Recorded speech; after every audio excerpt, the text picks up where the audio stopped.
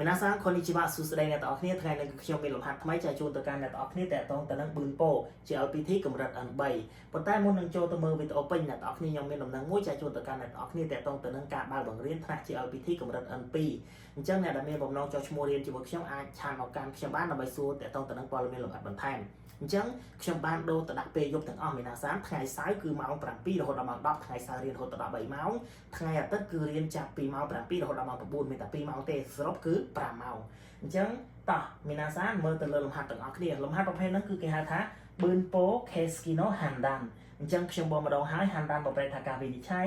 Keski បប្រែថាតម្រង់ប៊ឺនពោបប្រែថាវេយ្យាករណ៍អញ្ចឹងលំហាត់ប្រភេទហ្នឹងអ្នកទាំងអស់គ្នាបានឃើញហើយគឺជាការវិនិច្ឆ័យទៅលើតម្រង់វេយ្យាករណ៍អញ្ចឹងអ្នកទាំងអស់គ្នាមានឃើញទេ Ichiban Dori 2番通りに3番に対して4番のためにសុទ្ធតែជាវេយ្យាករណ៍អ្នកទាំងអស់គ្នាយកមួយយកមកដាក់ចូលនៅក្នុងវងកញ្ចក់មួយណាដែលស៊ីទៅនឹងប្រយោគនោះគឺជាចម្លើយដែលត្រឹមត្រូវប៉ុន្តែមុននឹងចូលទៅមើលលំហាត់ពេញអ្នកទាំងអស់គ្នាមើលទៅលើពាក្យប្របាសិនពាក្យប្របាទី1គឺគេទៅសេថា Shigoto អញ្ចឹង Shigoto បប្រែថាការងារកន្លែងនេះមានតែនប្រយ័ត្នច្រឡំពាក្យបន្តគឺ Sacho Sacho ខាងជាបែបនេះរបៀបអានគឺអានថា Sacho បប្រែថាមេឬក៏ចៅវាយអ្នកទាំងអស់គ្នាតែងតែប្រើរួមតែខ្ញុំផងដែរពាក្យបន្តគឺ Shichi ខាងជាបែបនេះបប្រែថាការចង្អុលបង្ហាញពាក្យទី3គឺ Susumeru បប្រែថាបន្តចេញមកពីទម្រង់ maske គឺ Susumemasu ពាក្យចុងក្រោយគឺ Umaku បប្រែថាទៅដោយរលូនឬក៏ទៅយ៉ាងរលូនចេញមកពី maske គឺ Umaku ikimasu អូខេមីណាសានអញ្ចឹងតោះមើលទៅលើលំហាត់ទាំងអស់គ្នាលំហាត់ប្រភេទហ្នឹងអ្នកទាំងអស់គ្នារើសមួយយកមកដាក់ក្នុងរបបកញ្ចក់ដូចខ្ញុំនិយាយមុនហ្នឹងអញ្ចឹងតោះមើលប្រយោគពេញសិន Sacho no shichi nani nani nani shikoto o susumeta ga umaku ikanakatta អញ្ចឹងពាក្យខ្ញុំបានបកហើយ Sacho បប្រែថាមេ Shichi ការចង្អុលបង្ហាញ Shikoto ការងារ Susumeta បានបន្ត Ga នោះគឺបប្រែថាប៉ុន្តែ Umaku ikanakatta អញ្ចឹង Umaku គឺទៅដោយរលូនទៅយ៉ាងរលូនអញ្ចឹងទម្រង់បដិសេធគឺបប្រែថាទៅបាន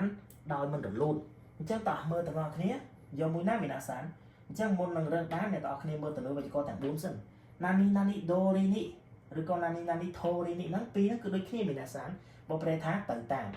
វេយ្យាករណ៍ទី3គឺ Nani ni taiste បប្រែថាចំពោះវេយ្យាករណ៍ទី4គឺ no tame ni បប្រែថាដើម្បីអូខេមានអាសានអញ្ចឹងរើសមួយចូលដាក់ចូលនៅក្នុងរបងកញ្ចក់អញ្ចឹងមើលទៅលើប្រយោគ Sacho no shichi អញ្ចឹងចុចអញ្ចឹងការចង្អុលបង្ហាញរបស់មេហ្នឹង Shikoto Susumeta ga ខ្ញុំបានបន្តធ្វើការងារក៏ប៉ុន្តែវាអត់ទៅដោយរលូនទេ Umaku ikanakatta ចឹងអ្នកទាំងអស់គ្នាដាក់បន្តិចមើលគិតបន្តិចមើលតើយក Ichiban 2 3 ឬក៏4បានចូលមកដាក់នៅក្នុងរបងកញ្ចក់អូខេទាំងអស់គ្នាចម្លើយដែលត្រឹមត្រូវគឺមានតែមួយនោះទេអូខេចម្លើយដែលត្រឹមត្រូវគឺ Ichiban ですអញ្ចឹងលេខ1គឺជាចម្លើយដែលត្រឹមត្រូវមូលហេតុអីបានជាយកលេខ1អញ្ចឹងតោះមានអាសានចូលរួមមើលទាំងអស់គ្នាអញ្ចឹងយើងប្រើប្រាស់ Dori នេះបប្រែថាទៅតាមដាក់ចូលសិនមក Sacho no shichi Dori នេះបកត្រឹមប៉ុណ្្នឹងសិនមកទៅតាមការបញ្ជារបស់មេហ្នឹង Shikoto Susumeta ga ខ្ញុំបានបន្តធ្វើការហើយក៏ប៉ុន្តែវាអត់ទៅដោយរលូននោះទេអញ្ចឹងចម្លើយម្ដងទៀត Ichiban គឺជាចម្លើយដែលត្រឹមត្រូវអញ្ចឹង Niban គឺអត់ត្រឹមត្រូវទេអញ្ចឹងអ្នកទាំងអស់គ្នាមូលហេតុអីបានជាយើងមិនយក Niban អញ្ចឹងមូលហេតុនោះគឺដំណរភ្ជាប់មីណាសាននាម noun ហ្នឹងគឺបកប្រែថានាមហើយ